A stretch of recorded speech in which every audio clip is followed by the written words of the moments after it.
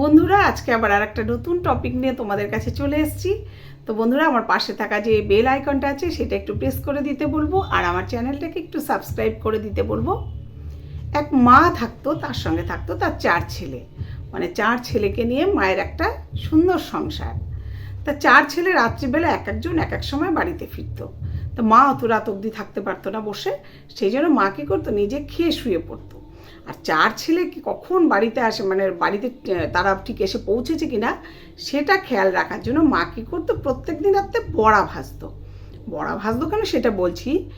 বড়া ভেজে কী করতো, 4 জনের জন্য 4টে বড়া মা রেখে দিত। এবার মা শুয়ে পড়ার কিছুক্ষণ পরে উঠে এসে দেখতো যে সব কটা বড়া মানে শেষ হয়েছে। তখন এসে হয়তো দেখতো যে একটা বড়া খাওয়া হয়ে গেছে, 3টে বড়া আছে। তার মানে তার একটা ছেলে চলে এসছে, সে কড়াইয়ের মধ্যে বড়াগুলোকে সাজিয়ে রেখে দিয়েছে। আচ্ছা, তারপর আবার একটু পরে হয়তো উঠে এসে দেখলো যে আরও 2টো বড়াও শেষ হয়ে গেছে আর একটা পড়ে রয়েছে। আবার হয়তো কিছুক্ষণ পরে মা উঠে এসে দেখলো না, 4টে বড়াই খাওয়া হয়ে গেছে। তখন সে বুঝলো না, তার 4 ছেলেই ঘরে চলে এসছে। সে নিশ্চিন্তে তখন ঘুমিয়ে পড়তো। তো একদিন কি হয়েছে, মা বারবার উঠে দেখছে যে 3টে বড়া খাওয়া শেষ হয়ে গেছে, কিন্তু একটা বড়া কোনো মতেই আর কেউ খায়নি।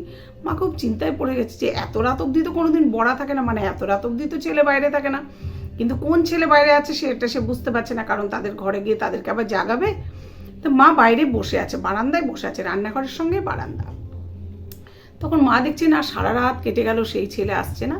তখন এর মধ্যে আবার বড় ছেলে উঠে এসে আবার সে কড়াই দেখছে, যে তখন বড় ছেলে দেখছে একটা বড়া পড়ে আছে। তখন বড় ছেলে দেখছে মা বসে আছে, বলছে মা একটা বড়া পড়ে আছে। তখন মা বললো তুই এসেছিস? বলছে হ্যাঁ মা, আমি তো দেখতে এসেছি বড়া কটা আছে। তখন মা আর বড় ছেলে দুজনে বসে আছে। তো এর মধ্যে আবার মেজো ছেলেও কিছুক্ষণ পরে উঠে এসছে দেখতে যে কটা বড়া পড়ে আছে। তখন মেজো ছেলে এসেও দেখছে যে সেই একটা বড়াই পড়ে আছে। তখন মেজো ছেলেও মা আর বড় ছেলের সঙ্গে সেও বসে আছে। তো এই করে করে যখন ভোর রাত হয়েছে, তখন ছোট ছেলে উঠে এসছে বড়া দেখতে, মানে বড়া খেতে। তখন ছোট ছেলেকে দেখে, না সেজো ছেলে এসছে, সেজো ছেলে এসেও সেই একইভাবে বড়া দেখেছে। দেখে সেও আবার মা আর 2 দাদার সঙ্গে সেও বসে আছে, যে এখনও তার মানে একটা, মানে আমাদের ছোটো ভাই তার মানে এখনও বাড়িতে ফেরেনি। এইবারে দেখছি কিছুক্ষণ বাদে ছোটো ভাইও রান্নাঘরে এসছে বড়া খেতে। তখন তাকে দেখে মা আর 3 ভাই বলছে কি হলো, তুইও এসছিস তাহলে আজকে বাড়ির কড়াইতে বড়া কেন?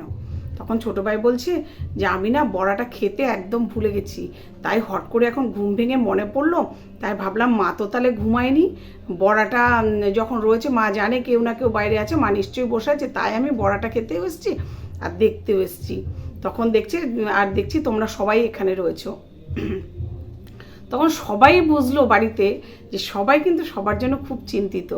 তখন মা বুঝলো যে মা যেমন তার ছেলেদের জন্য চিন্তা করে, ছেলেরাও কিন্তু মার জন্য খুব চিন্তা করে। আর শুধু মায়ের জন্য না, প্রত্যেক ছেলে কিন্তু বড় মেজো সেজে ছোট প্রত্যেকে কিন্তু প্রত্যেকের জন্যই চিন্তা করে। তাই প্রত্যেকেই কিন্তু বড়া দেখতে আসছে। মা কিন্তু এটা জানতো না যে প্রত্যেকেই বড়া দেখে এরকম। তাই মা বলল যে হ্যাঁ সত্যি তো, আমি যেমন তোমাদেরকে ভালোবাসি, তোমরাও যে বাড়ির সবাইকে নিয়ে এতটা চিন্তিত, এটা দেখে আমার খুব ভালো লাগলো। আর সত্যি যদি প্রত্যেকটা সংসারে এরকম প্রত্যেকের প্রতি প্রত্যেকের এরকম খেয়াল থাকে, তাহলে প্রত্যেকটা সংসার কিন্তু খুব সুখের হয় আর শান্তির হয়। তাই প্রত্যেককে ভালোবাসতে হবে, আর প্রত্যেকের কথা প্রত্যেককে ভাবতে হবে, তাহলেই সেই সংসার শান্তির হবে।